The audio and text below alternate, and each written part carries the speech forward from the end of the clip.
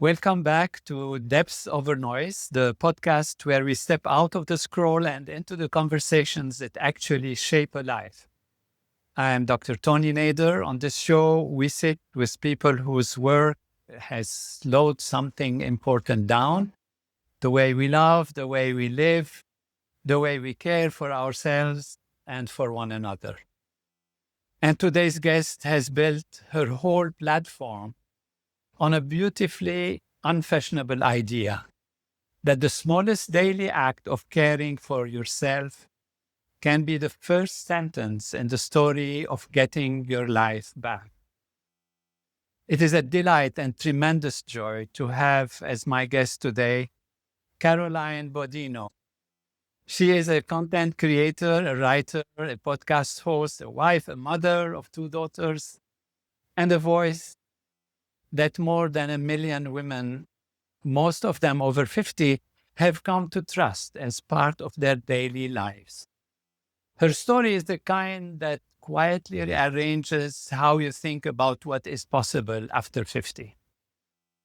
After many years as a stay-home mother, Caroline received a phone call from her own mother in 2019 about a serious health issue with her father. The weeks that followed were reckoning.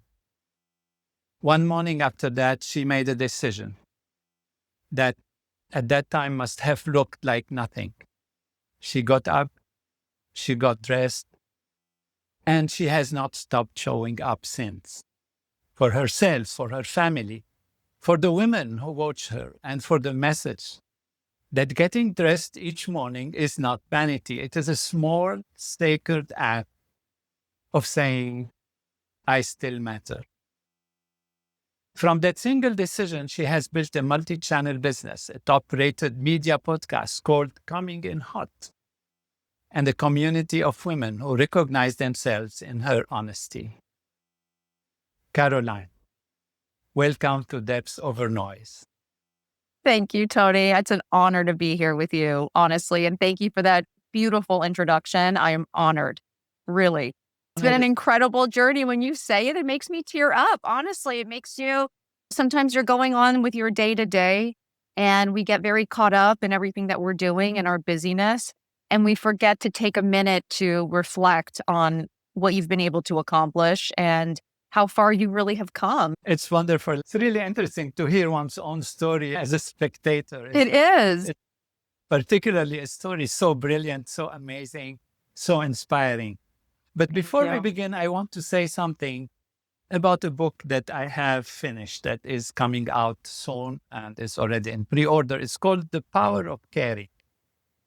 And in many ways, it's an argument that caring is sustainable only when it begins inside ourselves.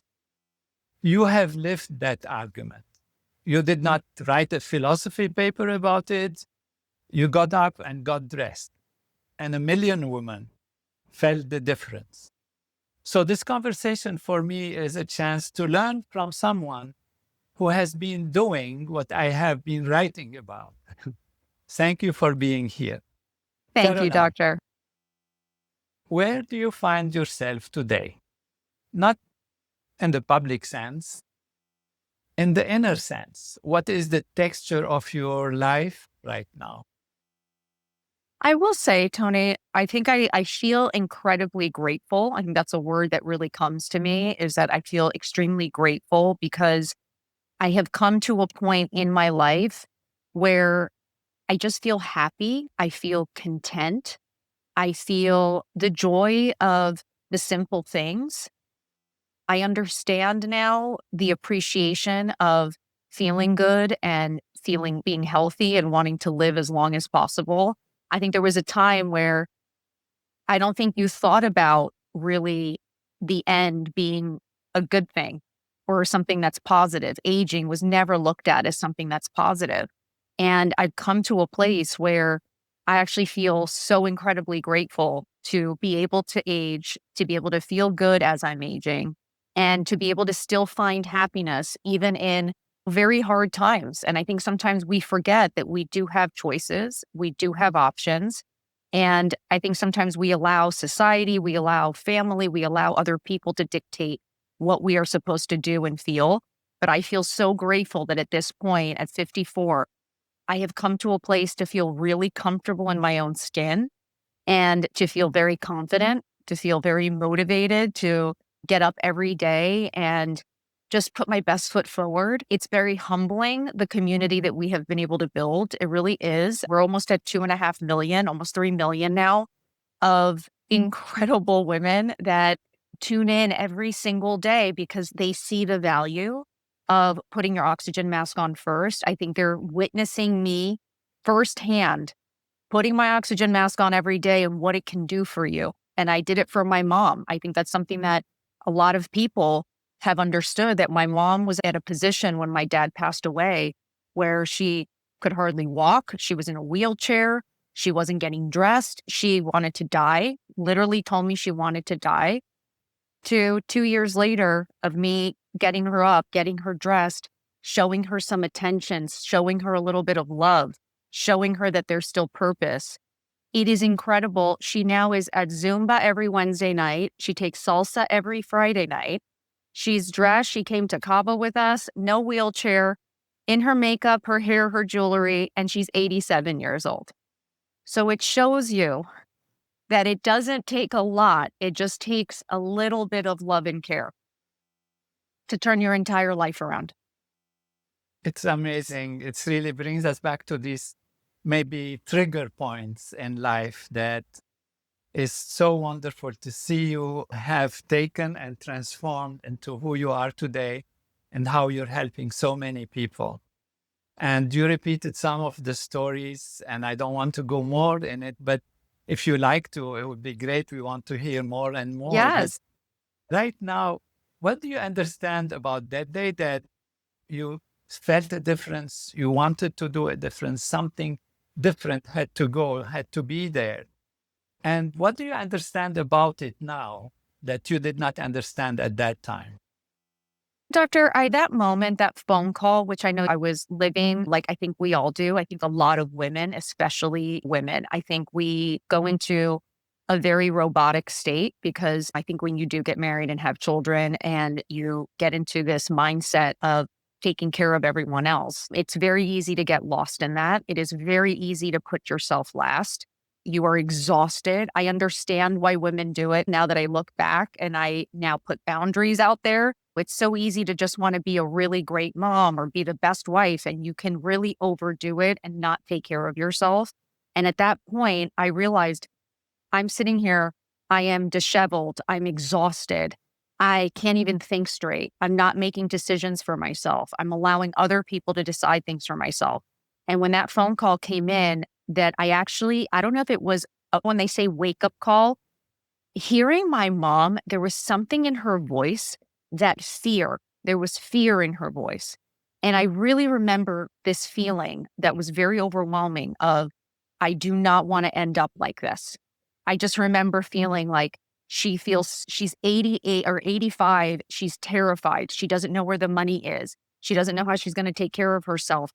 The stress and the anxiety that late in life really scared me. I really was like, that could be any of us. Do I know where anything is?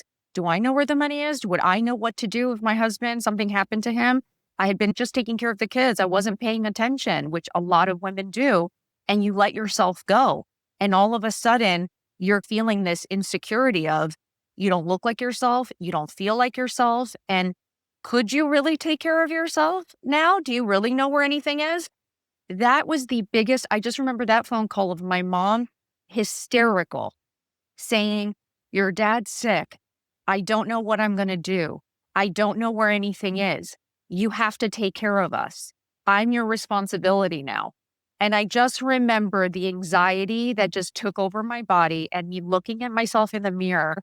And I remember it was this wake up call of, okay, you don't look like somebody, you're not the superhero that I would want to come save me right now. I was like, if there was a serious situation, the visual that I see in the mirror, that's not the person that has it together that can come and solve whatever situation I'm in. I was like, I actually need that person, that reflection, to be somebody who knows what they're doing to come save me. So it was just like a trigger in my head of, I think, having to face yourself, having to face my mom was a reflection of myself. And I think I was visually seeing what could happen to me if I keep going along with this path. And I literally made a decision. It's one of those things, I write it in my book, and it's this moment of looking at yourself in the mirror and being like, what happened to you? I just remember asking myself, why do you look like this? Why are you feeling like this? And why don't you know what to do? And I was like, that's it. I need to get it together. I was like, I refuse to end up. I was like, I love my mother. I have the utmost respect for her, but I do not want to end up like her. And it was a real wake up call, how easily you can get lost in motherhood and in marriage and in taking care of your parents and in this sandwich years that you're taking care of everyone, that you can get so lost in it that you don't recognize yourself anymore. And that's what I realized. And it was a real wake up call. And what you did that morning is actually exactly what the nervous system really needed, even though no one has taught you the science of it. When everything else is uncertain, a parent's diagnosis, like in your case, the body finds something small and certain to do. And even that thing, getting dressed, is a signal to Right. the system It was, that doctor, sometimes it's keeping it simple. It was like I realized that we can really overwhelm ourselves with a lot of decisions and a lot of things that we make excuses. That's what I realized, is that we make excuses instead of taking action and taking one small action every day, which is, I love that you just said that, because I realized, because someone said to me, I was on the Today Show, Kopi said to me, get up, get dressed. She goes, it's so simple, yet so effective. I was like, it just gives you that purpose and it gives you that first action to take. absolutely wonderful. And science is now supporting it after studies and research and like that. So that simple acts, they signal in this case to the entire system that we are still here, still in charge of something, still showing up. It is one of the most underestimated acts actually in psychology. What you did is stop and became aware, because you said a wake up call. That means you looked at Yeah. yourself, you evaluated the Something situation. clicked. It was like, it's funny that something clicks. Doctor? Absolutely. This is the act of caring, typically small actions, because for someone who has lost themselves, catering to others' needs, recovery rarely actually starts with ambitious resolutions. It usually begins with a single repeated act signaling self presence. Like you did, Caroline, you discovered that and you're sharing it as an example for others. And the simple thing you have taken, dressed daily. Neuroscience suggests actually that repeated intentional actions can help the brain reestablish a sense of identity. And the brain then begins to recognize itself again through repetition, not actually surface kind of intellectual analysis and obligation. And that's wonderful. Get up, get dressed, let's do It's this. so, but doctor, I love, honestly, because I love this. I love the science behind things. I'm somebody I love all this stuff. So I really appreciate this information, because for me, I feel like we don't take enough time to understand what we're thinking, how it affects us, what we're doing, those simple acts every day. And I always say, putting your oxygen mask on, because when you're on an airplane, that is the first thing they tell you to do, is take care of yourself first. And it's the first thing that we do not do. For whatever reason, we forget how important that one simple step is, to put your oxygen mask on first, so that you can put that oxygen mask, keep that fire burning inside of you, and you can put that energy back out into everyone else. It's not selfish. And I think that's something I had to learn and teach myself, that taking care of myself is not a selfish act. It is actually a non-negotiable, and it is what's most important to ensure that my family is doing well, because they do if I do well. And I think before I felt that I needed to sacrifice everything for them to do well, or to be a good mom or a good wife. And what I realized was, no, me actually waking up feeling happy and smiling is the greatest gift I can give my kids and family. This is wonderful. If a car runs out of fuel, it's not selfish to to stop and give it fuel. Exactly. And Exactly. We all need it. Doctor, take care of your mental health, to take care of, to actually enjoy the life and the things that you are doing. I have so many friends. I had a friend recently, I was sitting out by the pool and she was like, "What do you mean you're laying out at the pool?" And I'm like, "What do you mean you're not?" And she's, "What?" And I was like, why do I work so hard to buy this home to not enjoy it and to not have a minute outside to enjoy my beautiful life? And she was like, "Wait, we're allowed to do that?" And I was like, "Yes, you're supposed to enjoy your life. You're supposed to be happy." But I think a lot of us forget, and you're just working to do more, or have more, to solve more. But at the end of the day, happiness doesn't really necessarily come from that. And I think I had to learn that the hard way. and you're amazing. You're a scientist of on your own, a discoverer from the inner Thank you, self. doctor. Absolutely beautiful. There is a difference between empathy and what it does to the brain, where our neurons actually start repeating the pain that the other person has, and it gets overwhelming actually to the system. Empathy feels, passion actually feels and sees. So you see, you are more seeing. And what we call conscious caring is you feel and you act from the level of where your action is conscious and well oriented to the situation, to the capacity, what's yours to do, and taking care of yourself. I usually use an example. I don't know if you have a minute to hear it. It's Yes, maybe tell interesting. me. Yes, I love I this. usually say when somebody's crying and somebody comes and in order to feel empathy with them, they sit next to them and they start crying. And I say, you started with one person crying, now you have two people crying. What we need is somebody who comes with strength and clarity and happiness and power and energy that they can share that intelligence and capacity and power and clarity. So that is where self care is absolutely not selfish. Selfish is I matter, you don't matter. But self care, conscious caring means I matter too, so I can help you, so I can take care also if I need to. That I think it's, and I think especially for women and moms, doctor, I don't know if you see it more in that 40s, 50s, again, that empty nest. That's what a lot of the women I speak to daily, there is this something in the 40s and 50s that for whatever reason, I think women just lose themselves. And I think they do think it's selfish, that self care in some way is selfish.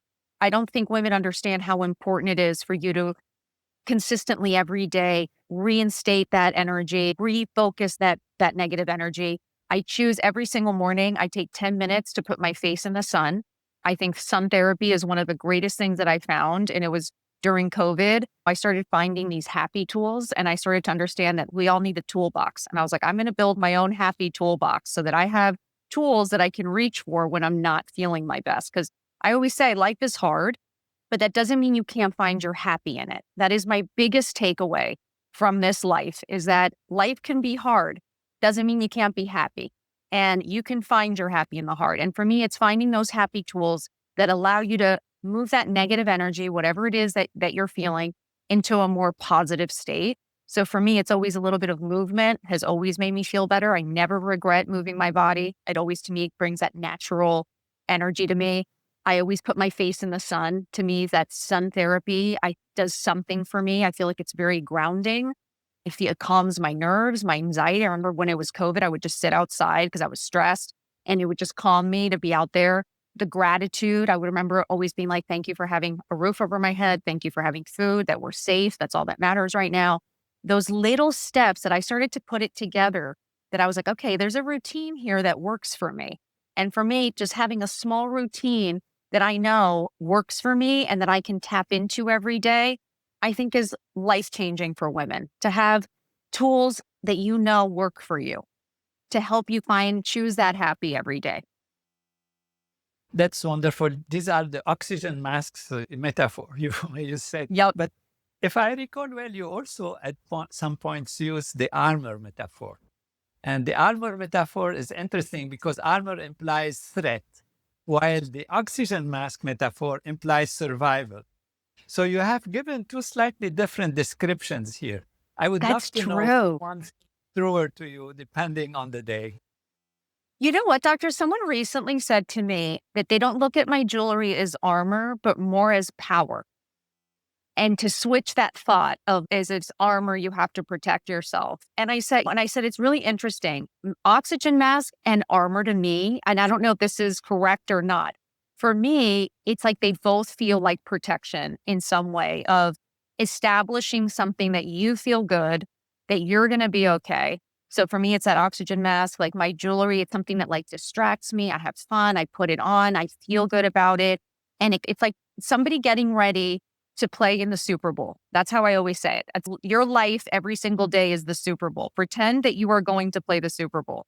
Are you going to wake up and just walk out in your pajamas to go to the game? No. You probably trained. You probably got up. You prepared. You put your uniform on. You have something that you put on that makes you feel ready, that gets you really revved up. You probably look at yourself in the mirror and you say, come on, let's go. We got that. There is a preparation to go tackle life. And that's how I see my life every day. I'm going out to play the Super Bowl. I want to be prepared. I want to be ready. I want my teammates to be really good so we have a better chance at winning. So whoever you surround yourself with is your team members. Make sure they're good so that you have a better chance at succeeding in life. And I think that's how I've always seen it, as that putting on and being prepared to tackle the day. What would you suggest for someone who can barely get out of bed? I really would, doctor. People ask me all the time. I've had women who have lost children, who have lost husbands, who are in the middle of divorces that literally say their life is over, that they don't want to get up. My own best friend lost her 9-year-old son to cancer. And it was one of the hardest years of obviously all of our lives. And the one thing she told me that kept her going and showing up was getting dressed. She was like, it's the one thing that I knew I could at least accomplish. I didn't know how I was going to get through the day, but could I at least put something on? And she's like, just every day I would just hear your voice in my head saying, get up, get dressed. And it's funny, a lot of women email, DM me and say that they just hear me in their head saying, get up, get dressed. So it is this mantra of when you're in your most desperate place. And I think we will all reach a point that we feel that. I look at my mom. She looked like she was going to die the day my dad passed away. But at the end of the day, I remind my friend that anyone who loves you would want to see you happy. Anyone up above who is looking down would want to see you still living and would want to see you happy. And I know it's not easy, but you need to show up for them and you have to keep living for them. So for me, it's one thing at a time. Do not overwhelm yourself. Can you just walk one lap around the block? Can you spend 10 seconds outside with your face in the sun? The simplest act, just do it once a day. The more you do it, it does build a routine, and that's what helps you. You don't stop doing it. It's like you need at least 2 weeks to really do something every day to feel that, oh, I want to keep doing it.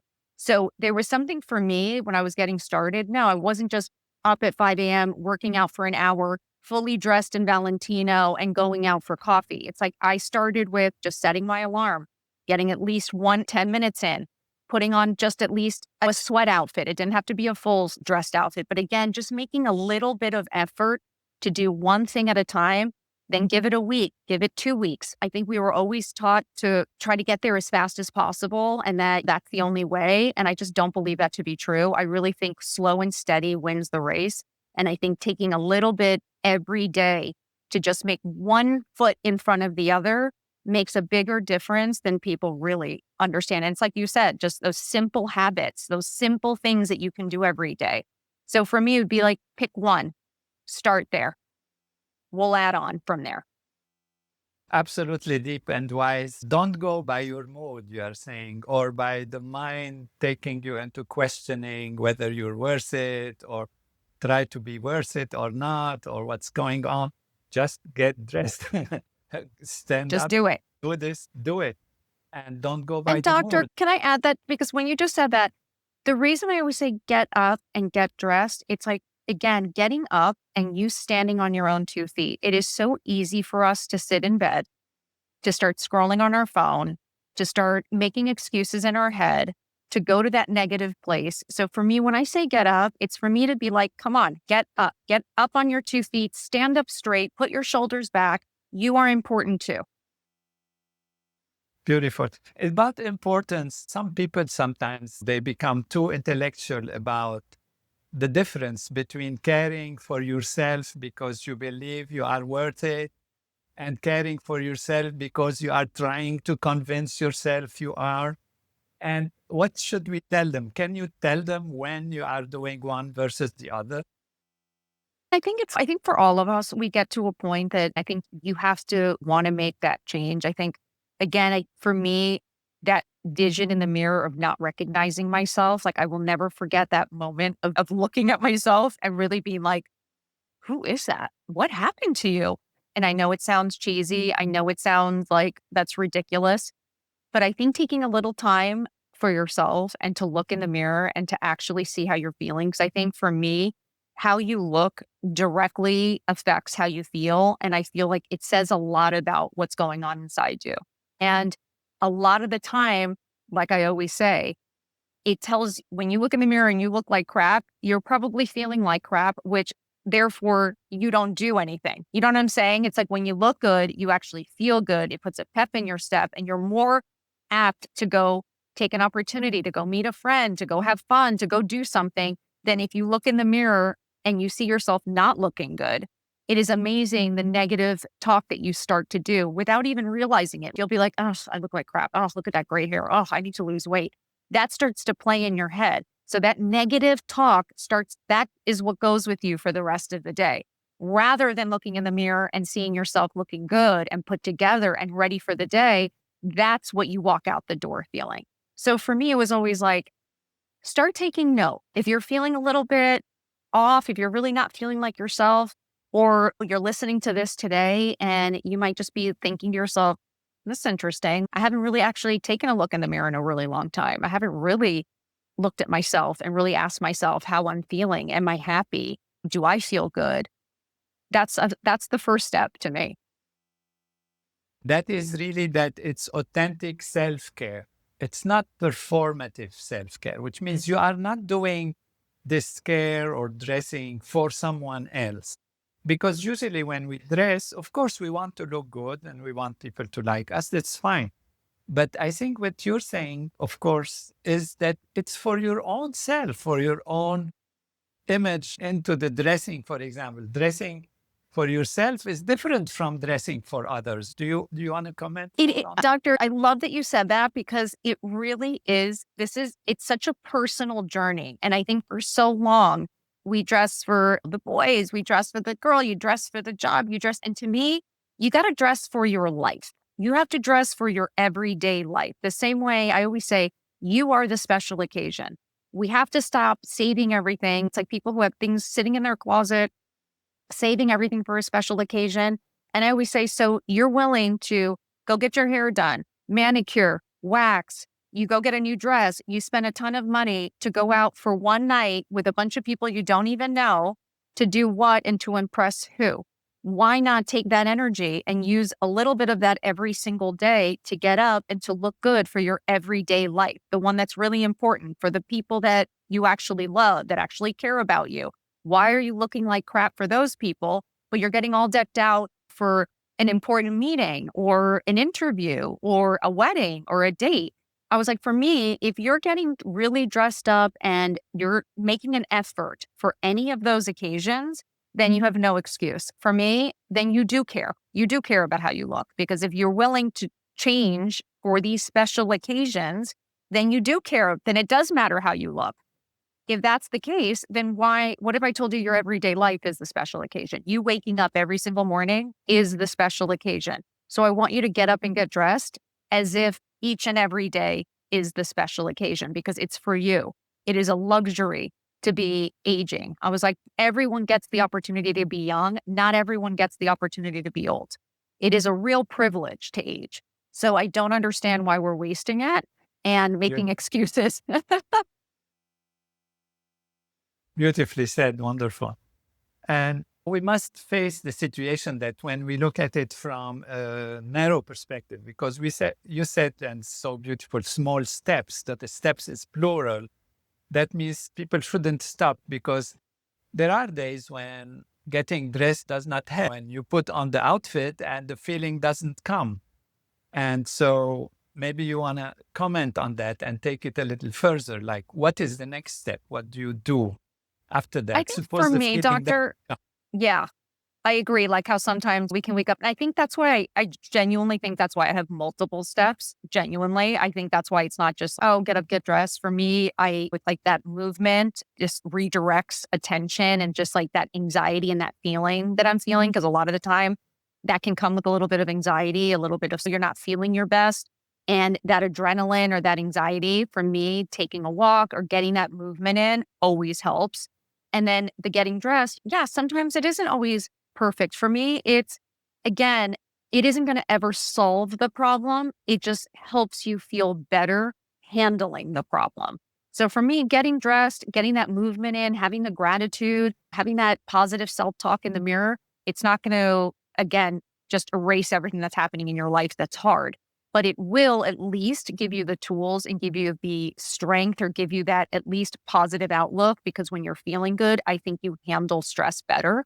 I think when you're happy and you're smiling, you react to things better. You are more likely to say yes to an opportunity. You're more likely to not freak out over something or take it better when you are happy. Perfect example of this was my husband losing his job. When I had started all of this, there was probably maybe 10 years ago where I remember there was a situation, something happened with his team. All I can tell you, doctor, is I freaked out. I'm not going to lie to you. I was very stressed. I had nothing going on for myself. We were 100% depending on him for everything. I was at home with the kids drowning and I flipped out. I did not handle that well, if I can be brutally transparent with you. But cut to 3 years ago when his entire team was let go.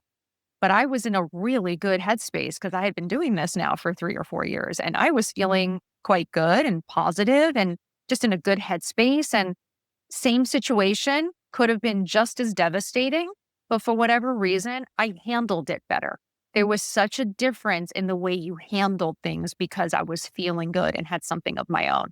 So again, for me, it's just these small, simple steps just help you be in a better, more positive headspace to handle whatever issues are going to come at you. Not going to solve it. It'll just help you handle it better. very important, beautiful. And in daily routines, we teach a technique, transcendental meditation, to allow the person to settle within themselves. Because sometimes when we are floating on the surface and there is a storm, we need to take a step back also. Of course, getting dressed, waking up, making a shower, taking care of yourself, but also sitting down and going back within beyond the noise. That's why this podcast is depths over noise, because there is the noise, the demands.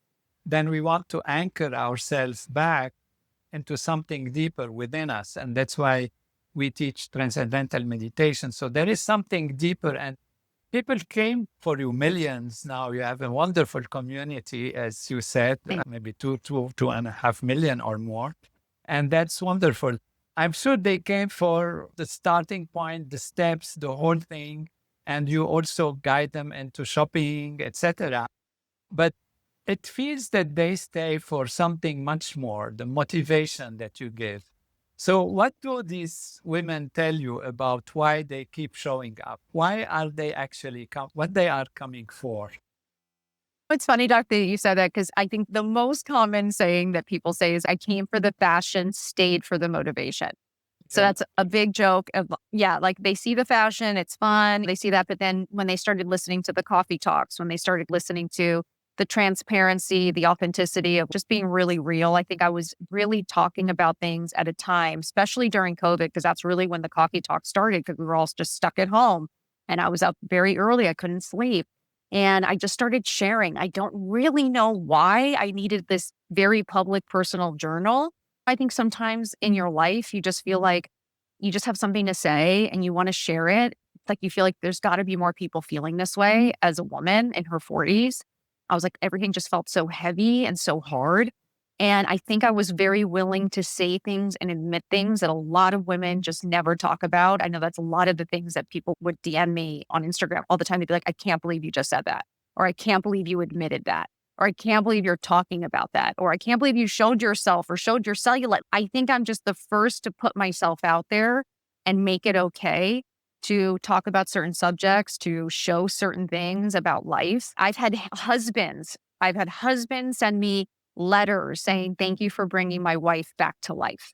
I've had kids stop me at a restaurant and say, you made my mom happy again.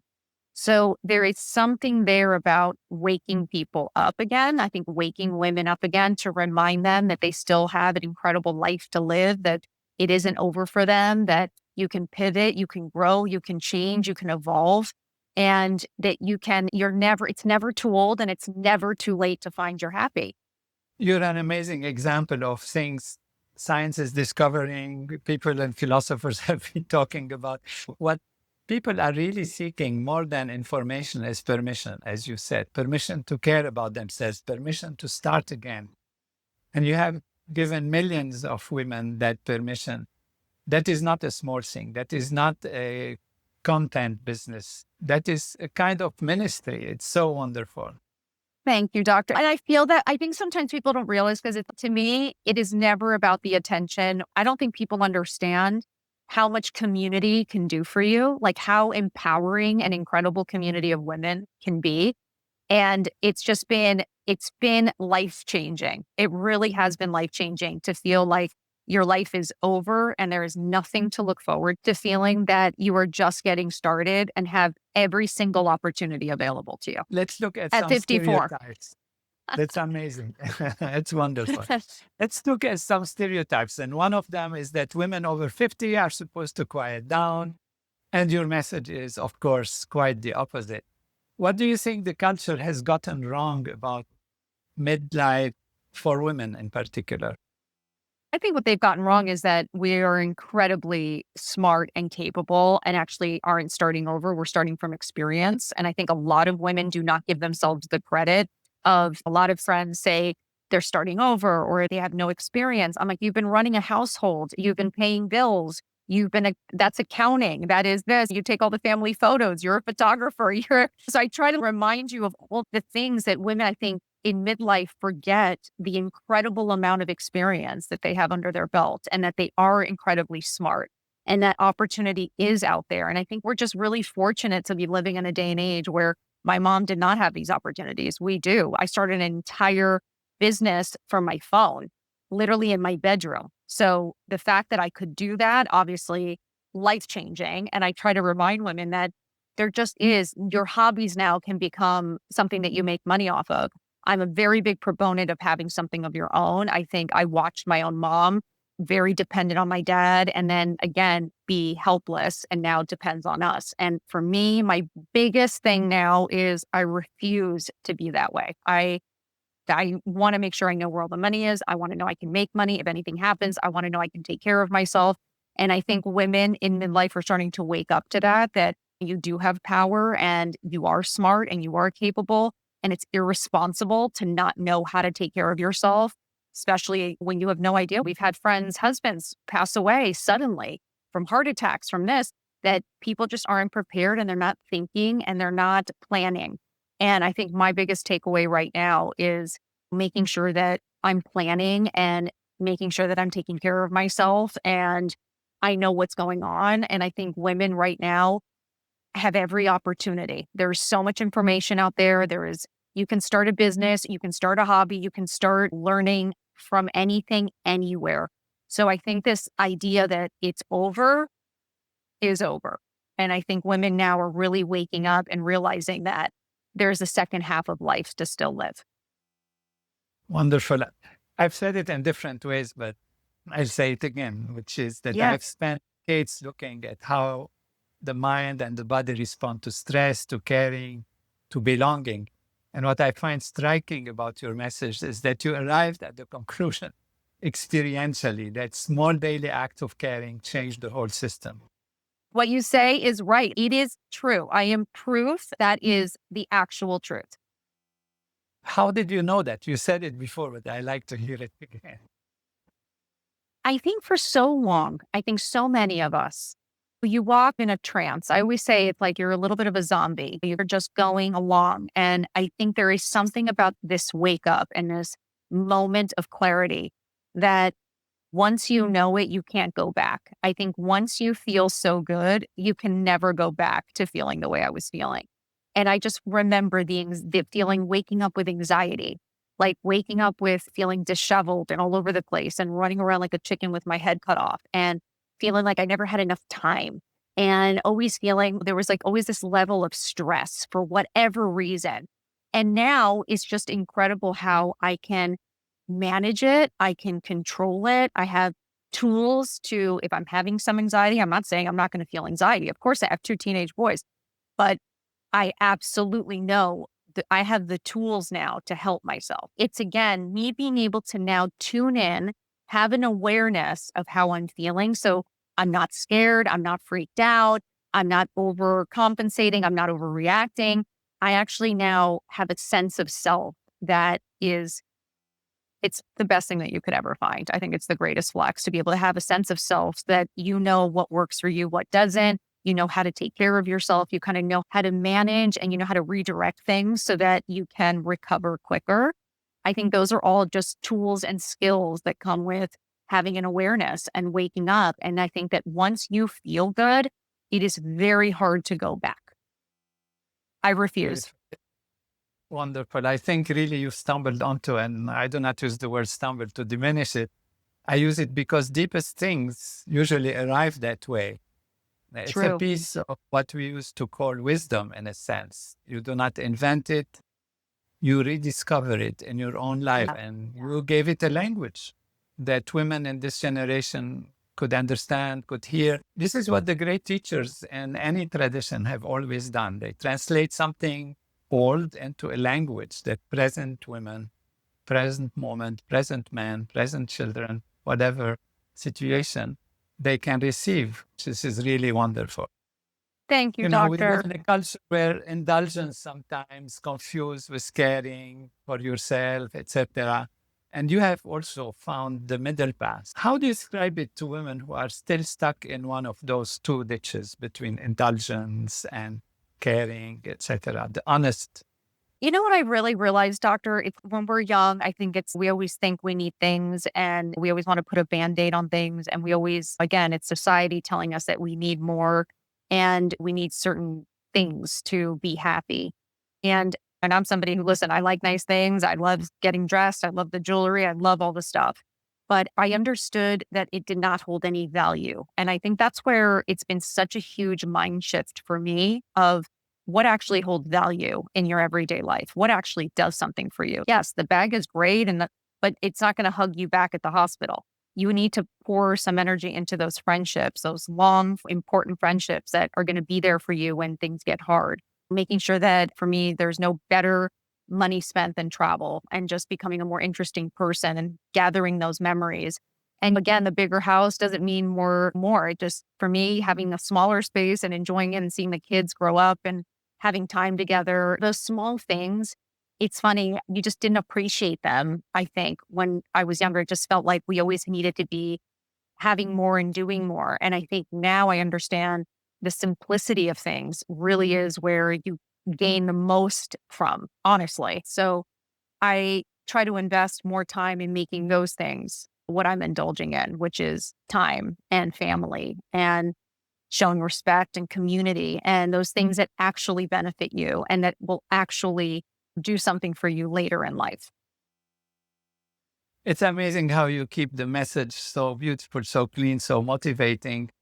Even on a platform of such an amazing success, also, we have to face that. The commercial success is incredible. And neuroscience research indicates really that audiences can quickly distinguish between authenticity and performance through automatic nervous system responses. Your following grew and you openly discussed your life challenges rather than concealing them. You're authentic. You're absolutely wonderful. If you could leave one sentence with the woman listening to this who has not Wow. up of bed yet today, what would it be? First is get up. Just kidding. No, it really is, doctor. I just want to say my greatest takeaway will be you are important too. And I know your kids are important. I know your husband's important. I know your family is super important. But never forget that you and your happiness is important too. And you are living this life for the first time too. And you are allowed to want to be happy. You're allowed to have fun. You're allowed to want to see your friends. You're allowed to look good. And I think for so long, we've told women to quiet down, to be less than, and to just be in the background. And I'm hoping that I'm paving the way for women to start showing up as their best selves and that there is no shame in being too much and to have a voice out there. And we need more of it. And we're coming with so much experience. There is no shame in wanting to live your best life and to want to look good doing it. The shame will be you waking up at 87 and having a ton of regret of all the things you did not do or did not try or did not say. So I will say, always get up, get dressed. You got this. Wonderful, Caroline. In my book, The Power of Caring, I argue that caring is the most advanced expression of human consciousness and the most practical response to the loneliness epidemic. You have built a community of over 1 million women on the simplest possible expression of that idea, that getting up, getting dressed, showing up for the life you have is a daily act of choosing yourself. If your listener takes one thing from this conversation into tomorrow morning, we heard it, get up, get going, and do it.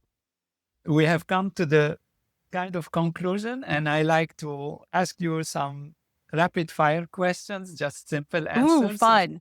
Okay. One book that taught you the most about caring.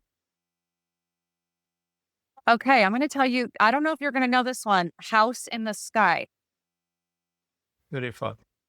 The hardest caring decision you've ever made personally. My father my father being put in a home when he was diagnosed. My mom wanted to put him somewhere and I was against it. And it was a very hard situation. One person who modeled caring for you when you needed it most. I'm going to honestly say my best friend, Erin, who is an orthodontist, and she is like a sister to me. And she is probably my most brutally honest friend. Beautiful. Caring or curiosity? Pick one. Oh, I think caring. Wonderful. Finish the sentence. Caring is Caring is giving. wonderful. Thank you for your honesty, for your work, and for showing all of us in the simplest possible way that caring begins on the morning we decide we are still worth showing up for. And to everyone listening, go get up, go get dressed, and whatever the day asks of you, show up for the life you have left. Thank you again, Caroline. Until Thank you, next time, doctor. until next time on Depths Over Noise. What we just heard from Caroline Baudino was, in a quiet way, a powerful demonstration of the power of caring, because she did not start with a theory. She started with a phone call from her mother, a mirror, and a decision the next morning to get up and get dressed. 3 things from her story land deeply. The first is the radical simplicity of the answer. In 2019, Caroline received a phone call from her mother. Her father was seriously ill. Her mother was terrified. She did not know where anything was. She did not know what to do. Caroline, exhausted and disheveled, looked in the mirror and saw a woman she did not recognize. The next morning, she got up, she got dressed, and from that single, almost embarrassingly small act, an entire life unfolded. What is striking as a neuroscientist is that what Caroline did that morning is exactly what the nervous system needed. When the larger uncertainties of life are storming around us, the body finds something small, certain, and chosen to do. The act of getting dressed signals to the entire system, I am still here. I am still in charge of something. It is one of the most underestimated acts in psychology, and Caroline arrived at it without having read a single paper on it. The second is that what she did with her own mother. After her father passed away, Caroline's mother was in a wheelchair, could not walk, and told Caroline directly that she wanted to die. Over the next 2 years, Caroline applied to her mother the same simple discipline she had been living for herself. Got her up, got her dressed, reminded her daily that there was still purpose, a lineage of caring, transmitted from daughter to her own mother, and now to over 2 million women. The third is what those 2 million women are actually coming for. They tell her in messages and letters, I came for the fashion, I stayed for the motivation. Husbands have written to her saying, thank you for bringing my wife back to life. Children have stopped her in restaurants to say, you made my mom happy again. What Caroline has built is not, in the deepest sense, a platform. It is what I described in our conversation as a kind of ministry, the giving of permission. Permission to matter again. Permission to start again. Permission to live as if your life is not over. That is not a small thing. It's in fact one of the most important things any of us can offer another human being. 3 things then that I can take from Caroline's conversation. First, the intelligence of small action. The Power of Caring book argues that caring done from a settled conscious place is different from caring out of guilt, obligation, or performance. Caroline has lived that distinction. She did not get up that morning because she should. She got up because in a single clarifying moment, she chose herself. That is what conscious caring actually looks like. On a profound level, waking up and caring for yourself by diving deeply onto yourself through, for example, 20 minutes of transcendental meditation to access the strengths and clarity hidden within you makes life more productive and fulfilling. Second, the oxygen mask is the right metaphor. Caroline said, taking care of myself is not a selfish act. It is non-negotiable. This is exactly the argument the power of caring makes. The caring from oneself, for oneself, first, is not the opposite of caring for others. It is what makes caring for others sustainable. Third, the toolbox of daily anchors. Caroline named several. Sun, therapy, feet in the grass, 10 minutes of gratitude, a walk around the block, the dressing routine itself. These are her vocabulary for what we teach as the daily return to the inner ground. Caroline has shown in her own life and now in the lives of millions of women that these small practices are not luxuries. They are the foundation of a life that can be lived fully. To everyone listening, Caroline finished the lightning round with 2 words. Caring is giving. And her final message to the woman who has not yet got out of bed, you are important too. If there are 2 sentences to take with you out of this conversation, Those may be the ones.